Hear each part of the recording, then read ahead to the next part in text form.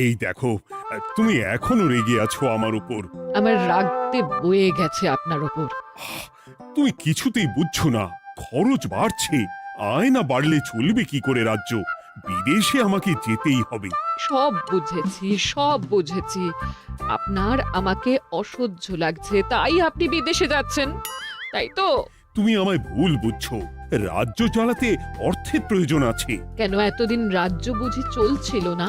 এতদিন যেভাবে চলছিল সেভাবেই চলবে। সময় পাল্টাচ্ছে। এখন শুধু সিংহাসনে বসে থাকলেই চলে না, দেশ বিদেশ ঘুরে দেখতে হবে কিভাবে রাজ্যের উন্নতি হয়, লাভ হয়, সেই নিয়ে নতুন করে ভাবতে হবে। তার মানে আপনি ঠিক করে নিয়েছেন আপনি যাবেন, তাই তো? হ্যাঁ। আর যতদিন আপনি না থাকবেন এখানে কি হবে ভেবে দেখেছেন মহারাজ? কে সামলাবে সব?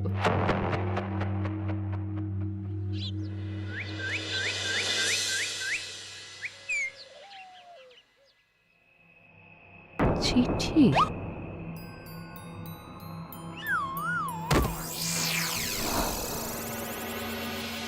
আমি অনেক ভেবে দেখলাম, আসলে এসব সিংহাসন, ক্ষমতা, প্রতিপত্তি অর্জন করা আর রক্ষা করার জটিলতার চেয়ে বাকি জীবনটা শান্তির সাথে বনে কাটিয়ে দেওয়াই ভালো। বলছি সবই তো বুঝলাম, কিন্তু এই শান্তিটা কে? মহারাজ সন্ন্যাসী হয়ে গেলেন আর এসব নিয়েও তুমি ভাড়ামি করছো গোপাল? ও মা গো, এবার কি হবে? চিন্তা করবেন না রানীমা, কৃষ্ণনগরকে আমি আমার বুক দিয়ে আগলে রাখবো। আপনার ছাতির মাপটা ঠিক মতো জানেন তো মন্ত্রী মশাই? মানে ওই গোটা কৃষ্ণনগরকে কি আপনি আপনার বুকের মধ্যে আগলে রাখতে পারবেন? গোপাল! মার্জনা করবেন মন্ত্রী মশাই। আমি বলছিলাম কি, ওইসব আগলে টাগলে রাখার আগে ওই ভালো করে খুঁজে দেখুন সব। মানে কি বলতে চাইছো কি তুমি? মহারাজকে খুঁজে বার করুন মন্ত্রী মশাই, লোক পাঠান। তিনি হয়তো এখনো বেশি দূর যেতে পারেননি। এটা কিন্তু ঠিক বলেছে গোপাল, তাকে একবার যদি খুঁজে পাই আমরা। আপনি চিন্তা করবেন না রানীমা, আমি এক্ষুনি লোক পাঠাচ্ছি। আর গোপাল, রানীমাকে বিশ্রাম নিতে দাও। যাও এখন, যত সব।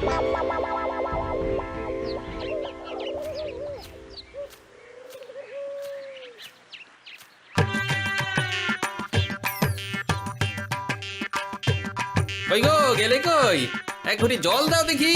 ওই জলই খেতে হবে, শুধু জল। ঘরে এক দানাও চাল নেই। বাজারে না গেলে আজ হরি মটন। রাজ্যে রাজা নেই আর তুমি ঘরে চাল নেই বলে চিল্লামিল্লি করছো, চত্ব সব। ও মা গো, মহারাজ রাজ্যে নেই তো গেলেন কই? হ্যাঁ, বনবাসে। সে কি গো, এবার কি হবে তাহলে? কপালে যা লেখা আছে তাই হবে, আর কি। এই তোমার চাকরিখানা থাকবে তো? না থাকলে বাটি হাতে বেরোবো, চিন্তা কি?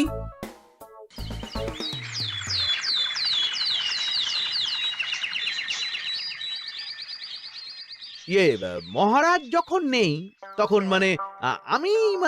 আমি যখন এ রাজ্যের মহামন্ত্রী, তখন আমি এত মানে মানে করার কি আছে মন্ত্রী মশাই? মহারাজ নেই তো কি হয়েছে, রানীমা তো আছেন। আমরা তার কথা মতোই চলব। গোপাল একদম উচিত কথা বলেছে। হ্যাঁ হ্যাঁ, আমিও তো তাই বলছিলাম।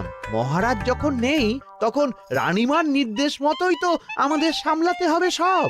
কতদিন আর আগলাবে গোপাল? আজ নয় কাল এই শর্মাকেই বসতে হবে এই সিংহাসনে। যতদিন পারি ততদিন তো চেষ্টা করতেই হবে মন্ত্রী মশাই। আপনি যদি চলেন ডালে ডালে, আমি চলি পাতায় পাতায়। রাজা মশাই আছেন? আমি অনেক দূর থেকে আসছি।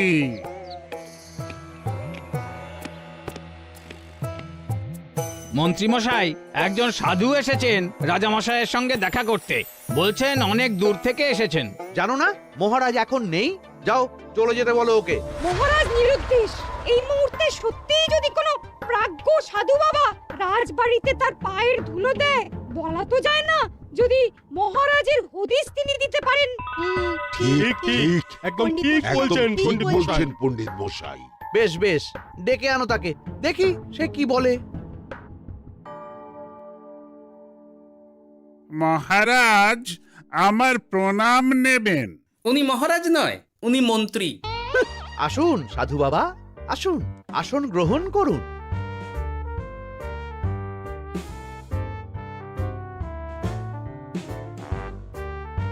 এ কি করলেন সাধু বাবা? এটা তো মহারাজের সিংহাসন। আপনার জন্য আমি অন্য আসনের ব্যবস্থা করে দিচ্ছি, আপনি বরং সেখানে বসুন। ওহ, রাজাই যখন নেই তখন তার সিংহাসনে বসতে ক্ষতি কি? আপনি কি করে জানলেন মহারাজ নেই? বুঝলে না, সাধু বাবা যে অন্তর্যামী গোপাল। এবার কি হবে? উনি যদি বলে দেন মহারাজ কোথায় আছেন, তাহলে তো আমার আর বাবা, পণ্ডিত মশাই আগেই ওরকম হামলে পড়বেন না। আচ্ছা, আপনি যদি অন্তর্যামী হন, বলুন তো আমাদের রাজা মশাই কোথায় গেছেন? জবর জটা কালো চুলে দেনামা অতীত বলেন। বাম! মহারাজ বনবাসে গেছেন। এটা যখন বলেছেন সাধু বাবা, তাহলে মহারাজ এখন কোথায় আছেন সেটাও নিশ্চয়ই আপনি বলে দিতে পারবেন। গোপাল, সব বিষয়ে নাক গলিও না তো তুমি। ঠিক ঠিক আছে, রাজা মশাইকে নিয়ে চিন্তা হওয়া তো খুবই স্বাভাবিক, কিন্তু গোপাল, রাজা মশাই বনবাসে গেছেন, তাকে আর সংসার মায়ায় বাঁধা ঠিক কাজ হবে না। এ আপনি কি বলছেন সাধু বাবা? মহারাজ না থাকলে রাজ্য চলবে কেমন করে? নতুন রাজা নির্বাচন করতে হবে। এই তো খেলা জমে গেছে, একে দিয়েই কাজ হবে মনে হচ্ছে।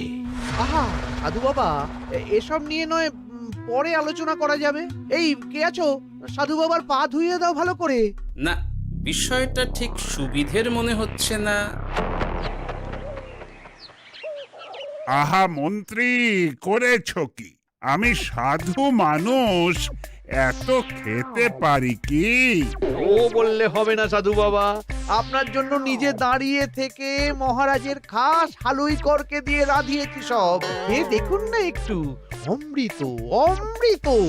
বেশ বেশ, এত করে বলছো যখন, বাহ বাহ, চমৎকার চমৎকার।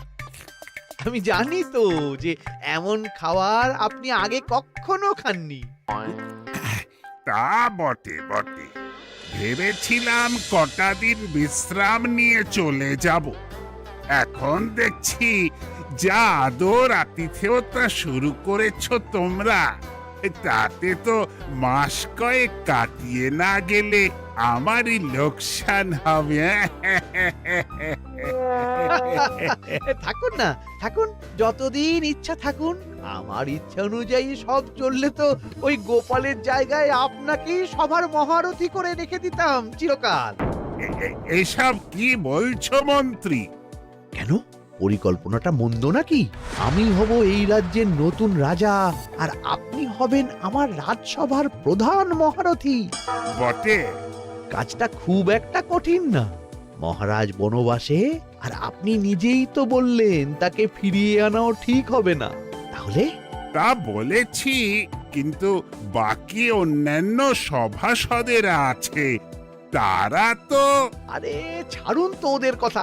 আকাশে হাত ছড়িয়ে আর একবার মন্ত্র পড়ে নেবেন, বলবেন এই রাজ্যের রাজা হওয়ার ক্ষমতা একমাত্র আমার মধ্যেই আছে। ব্যাস, সবাই মানতে বাধ্য। তারপর আমার একটা হিল্লে হয়ে গেলে আপনারটার ব্যবস্থাও আমি করে দেব, বুঝলেন? বুঝলাম, একেবারে জলের মতো পরিষ্কার। ব্যাস, কালই তাহলে কাজ শুরু করে দিন। বেশি দেরি করে তো লাভ নেই। বলা তো যায় না, মহারাজের যদি রানীমার জন্য মন কেমন করে, রাজ্যে ফিরে আসে, ওসব হওয়ার আগেই সেরে ফেলতে হবে সব কাজ। রাজা হওয়ার খুব তাড়া দেখছি তোমার মন্ত্রী। ওপরে ওঠার ইচ্ছা কার না থাকে বলুন তো সাধু বাবা? আর মাত্র কটা দিনের অপেক্ষা, ব্যাস, তারপরেই এই সিংহাসনের মালিক হব আমি। কৃষ্ণনগরের নতুন রাজা হব আমি। সমস্ত ধন দৌলত থাকবে আমার এই হাতের মুঠোয়। কি অত ভাবছেন মন্ত্রী মশাই একা একা? মানে কি ভাবছি তার কৈফিয়ত তো তোমায় দিতে হবে। হ্যাঁ, হিমা ছি ছি ছি আপনি কেন কৈফিয়ত দেবেন? আপনার মুখ দেখলেই তো বোঝা যাচ্ছে যে আপনি কি ভাবছেন। তাই বুঝি? তা বলো দেখি কি ভাবছি আমি। আপনি ভাবছেন ওই কৃষ্ণনগরের সিংহাসনের কথা। শুনে ফেললো নাকি সব? আপনি ভাবছেন আমাদের মহারাজের কথা, তাকে কিভাবে ফিরিয়ে আনা যায় সেই কথা, তাই না? মহারাজকে যে আর ফিরিয়ে আনা যাবে না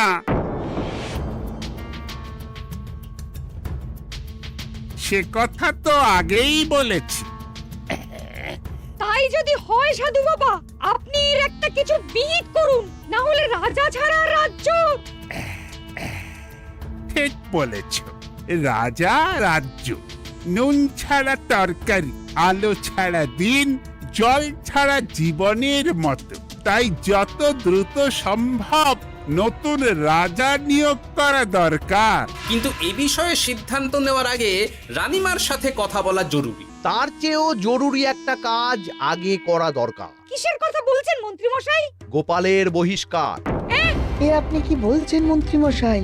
একে রাজা মশাই, তার মধ্যে গোপালের মতো বিচক্ষণ মানুষকে রাজসভা থেকে বহিষ্কার করলে তো রাজ্যেরই ক্ষতি। এটাই হচ্ছে সমস্যা।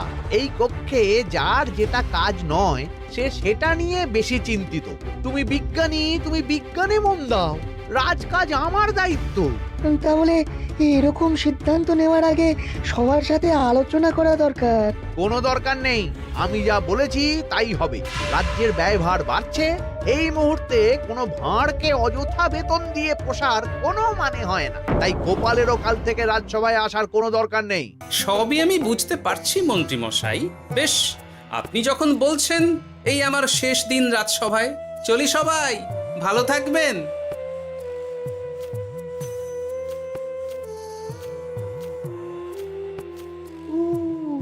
এত সহজে যে বেটা মাঠের বাইরে চলে যাবে বুঝতেই পারিনি আগে। এবার আমার আর সিংহাসনের মাঝে নেই কোনো বাধা, নেই কোনো কাটা। তুমি চিন্তা করো না, আমি নিজে মন্ত্রীর সাথে কথা বলবো। না না রানীমা, সেসবের দরকার নেই। মহারাজ ছাড়া রাজবাড়ি শূন্য শূন্য লাগে, আমারও মন লাগছে না এখানে। বেশ, যা ভালো বোঝো তাই করো, তবে ডাকলে এসো কিন্তু। হ্যাঁ রানীমা, নিশ্চয়ই আসবো। এখন আমি চলি। যাক, এই কদিনে মাথাটা খেলানোর সময় পাওয়া যাবে একটু, না হলে কেমন যেন গুলিয়ে যাচ্ছে সব। কি যে বলো গোপাল দাদা, এই শেষ দুটো শাঁখের আটি নিয়েও দরদাম করবে তুমি? ওরে, আমি বেকার মানুষ, দরদাম না করে উপায় আছে আমার? হ্যাঁ শোনো শোনো শোনো, মহারাজ কৃষ্ণচন্দ্রের অবর্তমানে কৃষ্ণনগরে নতুন রাজা হিসেবে নির্বাচিত হবেন রাজ্যের মহামন্ত্রী। সেই শুভানুষ্ঠানে রাজবাড়িতে আমন্ত্রণ রইল। এসব কি হচ্ছে বলো তো গোপাল দাদা? ভেতরের খবর আছে নাকি কিছু? না গো ভাই, তুমিও যা জানো আমিও ততটুকুই জানি। ও গোপাল দাদা, ব্যাপার কি? এ সময় এখানে কি চাই? রানীমার জরুরি তলব, এখনই ওই রাজবাড়ি যেতে হবে তোমাকে। কিন্তু আমার যে বাজার হয়নি এখনো। আরে ওসব বাজার টাজার পরে হবে, তুমি এখন আমার সাথে চলো তো। মন্ত্রীকে আমি বিশ্বাস করেছিলাম, ও যে এইভাবে বিশ্বাসের সুযোগ নেবে আমি একদম বুঝতে পারিনি। আমাদের এক্ষুনি অন্যান্য সভাসদদের সাথে কথা বলা দরকার রানীমা। কারোর সাথে কথা বলার দরকার নেই রানীমা, আমি নিজেই চলে এসেছি আপনার সাথে কথা বলতে। এখানে কি জন্য এসেছো গোপাল? রানীমার কান ভাঙাতে? বাহ, আপনি সবার মাথা মুড়িয়ে সিংহাসন কবজা করতে পারেন, আর আমি রানীমাকে সেই সত্যি কথা জানাতে পারি না? চুপ! ভুলে যেও না, আমি কৃষ্ণনগরের হবু রাজা। মুখ সামলে কথা বলবে আমার সাথে। এসব কি হচ্ছে মন্ত্রী মশাই? রাজা মশাই নেই, সেই সুবাদে এ কি শুরু করেছেন আপনি? আমায় আপনি ভুল বুঝবেন না রানীমা, আমার হয়ে যা বলার সাধু বাবাই আপনাকে বুঝিয়ে বলবে সব। উনি আর কি বোঝাবেন? কতদিন এসেছেন উনি, কি জানেন এই রাজ্যের বিষয়ে? সাধনা মা, সবই সাধনা। সাধনার জোর থাকলে সব কিছুই জানা যায়। ভূত ভবিষ্যৎ অতীত সব। সেই জোর থেকেই বলছি মা, মন্ত্রীর কপালে আমি জ্যোতি দেখতে পাচ্ছি। মন্ত্রী যদি রাজ্যের রাজা হয়, এ রাজ্যের উন্নতি কেউ ঠেকিয়ে রাখতে পারবে না। আপনাদের একটা কথাও বিশ্বাস করি না আমি, এসব আপনাদের ষড়যন্ত্র। এ আপনি ভুল করছেন রানীমা। যা হোক, যে কথা আমি বলতে এসেছি, রাজা যখন আমি হচ্ছি তখন তো আমাকে এই প্রাসাদেই থাকতে হবে, ফলে আমার স্ত্রীকেও এখানে এসেই থাকতে হবে। সে তো আর একা থাকতে পারবে না। তাই আপনি যদি এই ঘরটা ছেড়ে দিতেন। কিন্তু মন্ত্রী মশাই, তুমি কি বলছো মন্ত্রী? এখানে না থাকলে রানীমা থাকবেন কোথায়? আর আমি তো এমন কোনো বিধান দিইনি যে রানীমাকে অন্যত্র পাঠাতে হবে। সবকিছুর জন্য তো আপনার বিধান দরকার নেই সাধু বাবা, এ আমার নিজের বিধান। আমি রাজা হব, আমার স্ত্রী রানী হবে, তারও তো অধিকার আছে রানীর মতো থাকার, রানীর মহলে থাকার। আপনার ব্যবস্থা আমি অন্যত্র করে দেব রানীমা, আপনি কিচ্ছু ভাববেন না। হাজার হোক আপনি আমাদের প্রাক্তন মহারাজের স্ত্রী বলে কথা। কি বলো গোপাল? আমার মনটা আসলে অনেক অনেক বড়, তোমরা খালি দেখতে পাও না সেটা। কাজটা কি আপনি ঠিক করলেন মন্ত্রী মশাই? শোনো গোপাল, আমাকে ঠিক ভুল বোঝাতে এসো না তুমি, বরং কাল সময় মতো চলে এসো। কৃষ্ণনগরের নতুন রাজার রাজ্যাভিষেকের জন্য মহাভোজের আয়োজন হবে।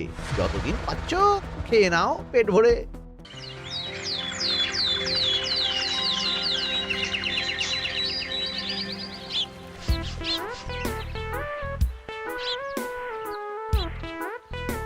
আরে এগুলো আবার কি পরে আছে এখানে? কি এ তো মহারাজের পোশাক, এখানে এসব কি করে এলো? তাহলে কি মহারাজ? না না না, হিসেবটা কেমন যেন ওলট পালট হয়ে যাচ্ছে। সময় তো হয়ে গেল, নতুন মহারাজকে ডাকুন এবার। এসে গেছি, এসে গেছি। আসুন মন্ত্রী মশাই, আসুন। মুকুট নিয়ে দাঁড়িয়ে আছি আপনার মাথায় পরাবো বলে। সাধু বাবা, এবার মহারাজ বলা অভ্যাস করুন। মহারাজ।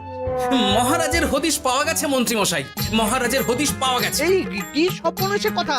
মহারাজের হদিশ পাওয়া গেছে মানে কোথায় মহারাজ? না না, মহারাজ না, মহারাজের পোশাক পরে আছে পুকুরের ধারে। আমার মনে হয় তিনি ওই পুকুরে ডুব দিয়ে নিরুদ্দেশ হয়ে গেছেন। ও তাই বলো? তা বেশ তো, প্রাক্তন রাজার জন্য না হয় কিছুক্ষণ নীরবতা পালন করে নেব আমরা, ব্যাস। এ আপনি কি বলছেন মন্ত্রী মশাই? মহারাজ সত্যি ওই পুকুরে ডুব দিয়েছেন কিনা সেটা তো তুলিয়ে দেখা দরকার একবার। সেসব হবে আমি রাজা হওয়ার পর। নিন সাধু বাবা, মুকুট পরান। কিন্তু মন্ত্রী মশাই, আরো একটা দুঃসংবাদ আছে যে। ও আবার কিসের দুঃসংবাদ? মহারাজ যে পুকুরে ডুব দিয়েছেন সেই কথা বলতেই রানীমা অজ্ঞান হয়ে গেছে। তুমি যে কি করো না গোপাল, শুভ সময়ে অশুভ একটা সংবাদ দিয়ে দিলে তো সব বরবাদ করে। এই কে আছো? গ্রেপ্তার করো গোপালকে। তার আগে তোমায় গ্রেপ্তার করা হবে। এত বড় সাহস তোমার? হবু রাজাকে গ্রেপ্তার করার কথা বলো তুমি? আজ তোমার একদিন কি আমার একদিন। কিসের হবু রাজা? আমি কৃষ্ণনগরের আসল রাজা। হ্যাঁ, আমি। কি মহারাজ, আপনি? হ্যাঁ, আমি। অনেক দিন ধরে তো তোমার বাড়বাড়ন্ত দেখলাম, আজকে খেলা শেষ। কিন্তু গোপাল, রানী কোথায়? কেমন আছে সে? এক্ষুনি তার কাছে আমাকে নিয়ে চলো। রানীমা ভালোই আছে মহারাজ, কিচ্ছু হয়নি তার। কিন্তু তুমি যে বললে রানী অজ্ঞান হয়ে গেছে। এটুকু মিছে কথা না বললে যে আপনার লুকোচুরি খেলাটা এত সহজে শেষ হতো না মহারাজ। লুকোচুরি বটে, কিন্তু তুমি বুঝলে কি করে এত সব? প্রথম সন্দেহটা হলো যখন রানীমাকে অন্যত্র রাখার কথা বলতেই আপনি বিচলিত হয়ে উঠলেন, তখন।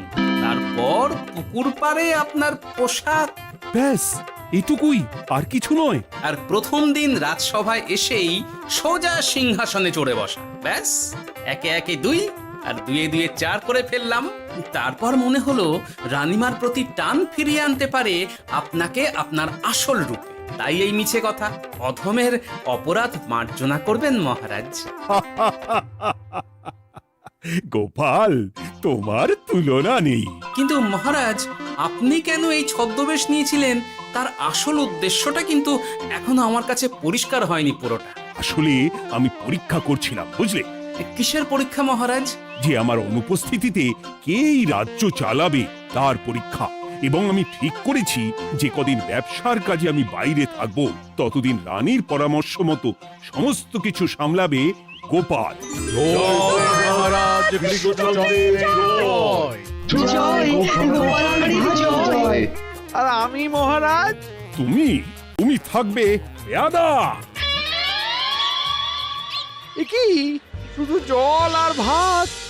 আগেই বলেছিলাম বেশি বেরো না, বেরো না, রাজা হবেন। এখন খাও খাও, জল ভাত খাও। চেষ্টায় তুমিও আমাকে ভুল বুঝলে গিন্নি।